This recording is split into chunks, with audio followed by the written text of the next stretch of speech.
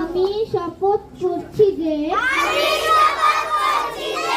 সর্বদা সত্য কথা বলবো, মিথ্যাকে ত্যাগ করব, মানুষের সেবার সর্বদা নিজেকে নিয়োজিত রাখিব, দেশের একতা ও সংহতি বজায় রাখিবার জন্য সর্বদা সচেষ্ট থাকিব, সবার সাথে সুন্দর ব্যবহার করিব।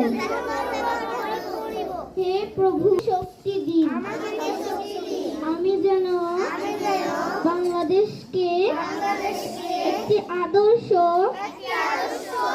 ও শক্তিশালী রাষ্ট্র হিসেবে গড়িয়া তুলতে পারি এবং তিনশাল কিন্ডারগার্টেন স্কুলের